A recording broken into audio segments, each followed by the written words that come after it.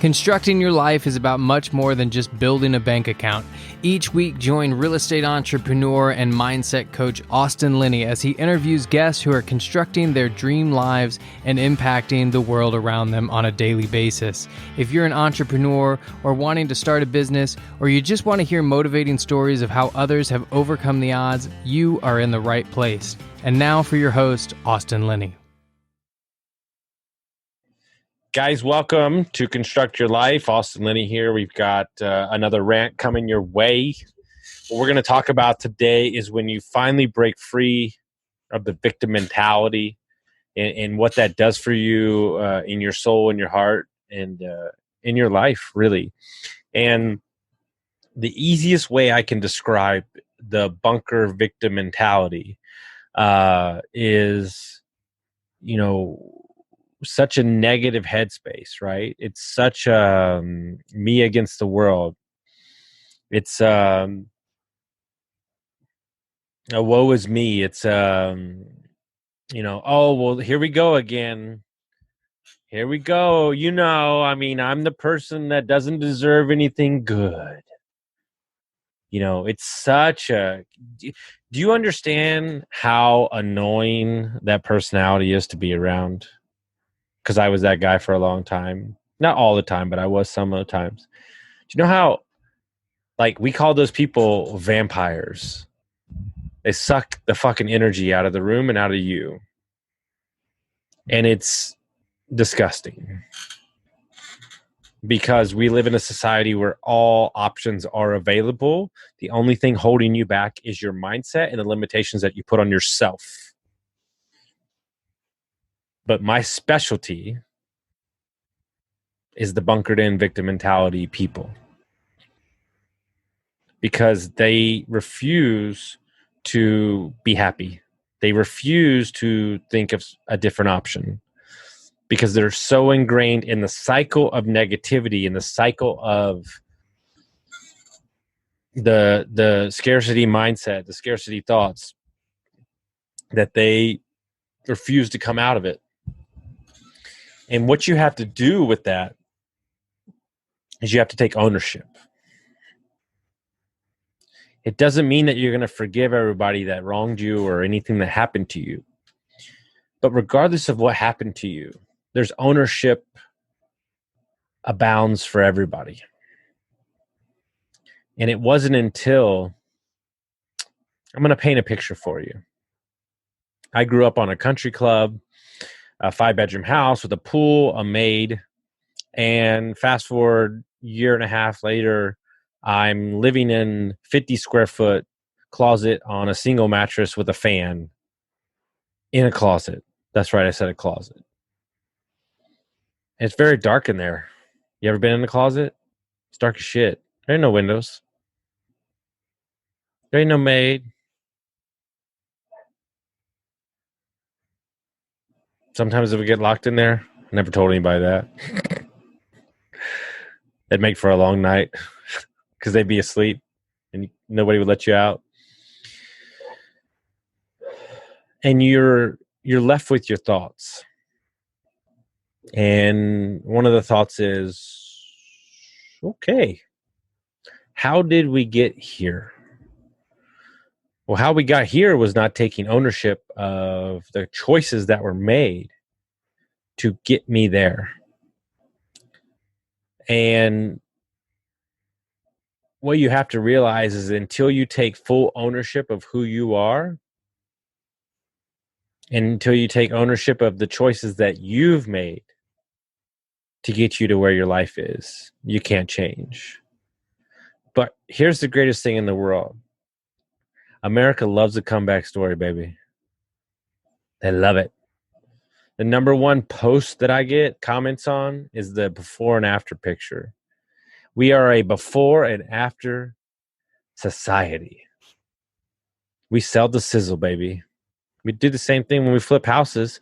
Look at this. Look what I turned it into. Who gives a shit? You're going to sell the house. You're going to move on, do another one. You don't care about the family that's going to buy that house.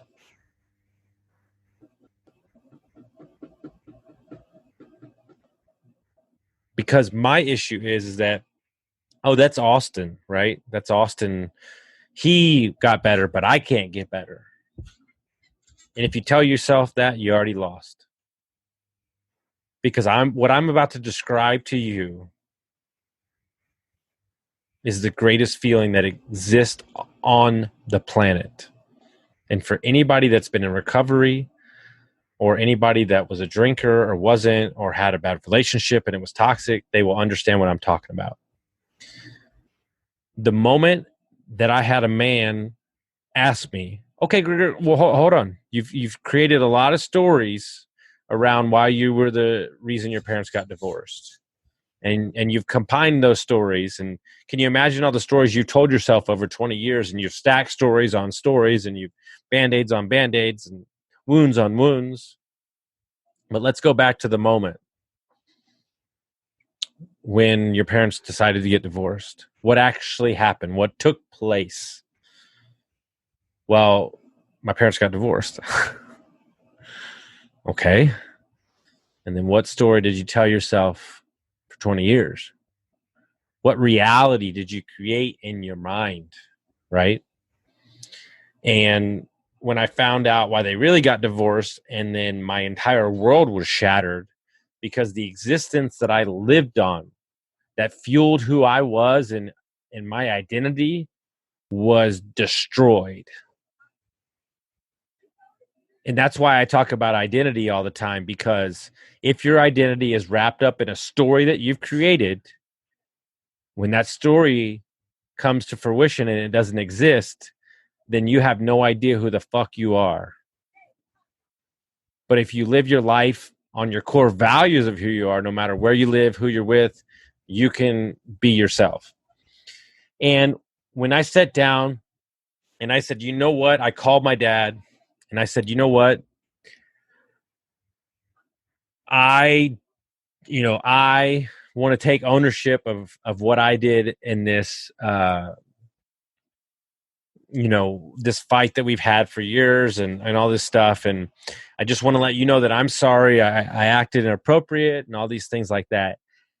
I remember where I was at work on a break, and it felt like 90 pounds of weight and bullshit and lies and stress and anxiety and all that stuff. I felt like shackles just bounced off my legs, and I was floating like a fucking eagle. Because for the first time in my life, I was allowed to live for myself instead of my story. And it's a very empowering feeling. But here's what's crazy. I didn't truly forgive myself for another 2 months. And I've never told anybody this story. I was at an Airbnb in Canyon Lake, and it was very foggy in the morning, like can't see in front of your face foggy. Everybody was upstairs. It was early in the morning. I was downstairs on a patio that overlooked this valley, and there was a lake. And I was very stoned, smoking a lot of weed. Wasn't drinking, but I was smoking a lot of weed. And I had Kings of Leon in my head. And I was listening to, I think, The End or something. And I leaned out on the edge of that thing covered in fog. And I cried for like 20 minutes. And it made me, I forgave myself, my 17-year-old self, for everything that went on. And a feeling of euphoria washed over me. And I sat there and I sat back, and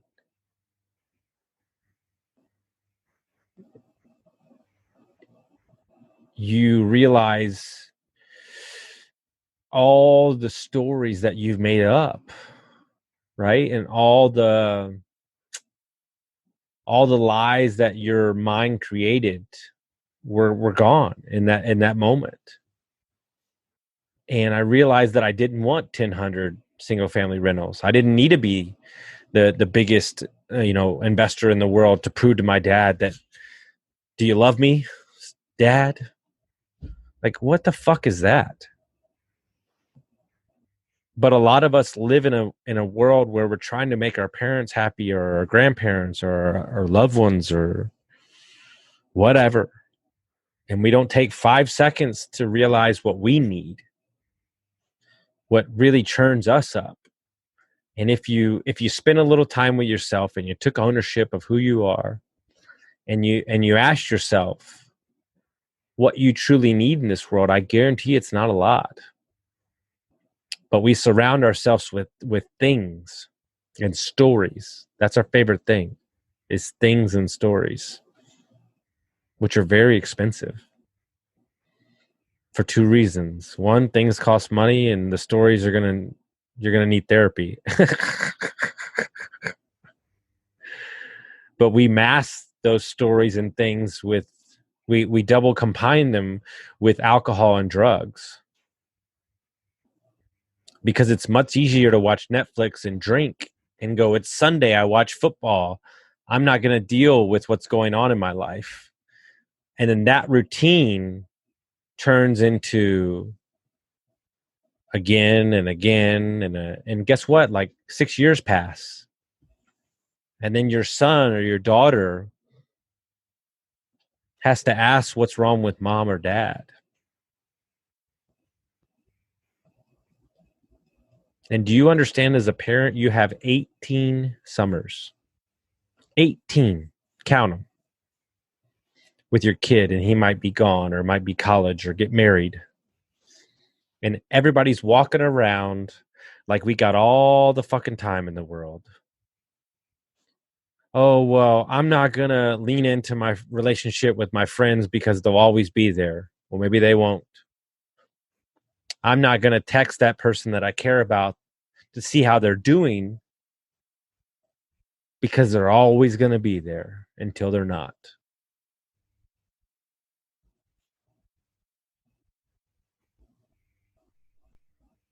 Every day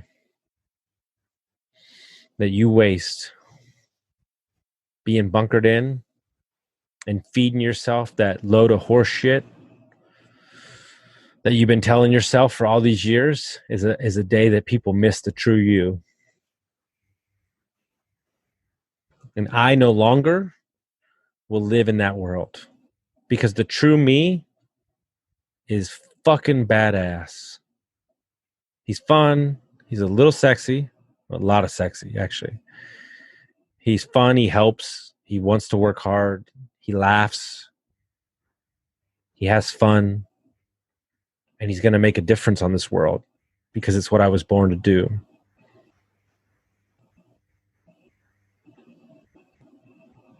So I'm begging you, I'm pleading with you to break the chains that bind you. I think there's a song in there. And get back to living. Man, LIVIN, motherfucker. It's a beautiful, beautiful world out there. And we have restricted our minds with stories and limiting beliefs. And you deserve to be broken free. So this is my message to you today. I hope it hits a nerve. I hope it strikes a nerve. And I want you to share this with any friend that you think needs it. All right? We'll see you next time.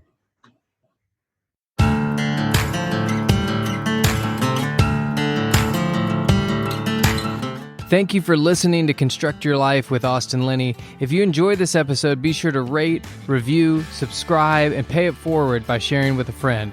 Most importantly, take this opportunity to start constructing your life by taking immediate action on what you learned. For show notes, resources, and more information on one-on-one coaching with Austin, visit constructyourlifepodcast.com.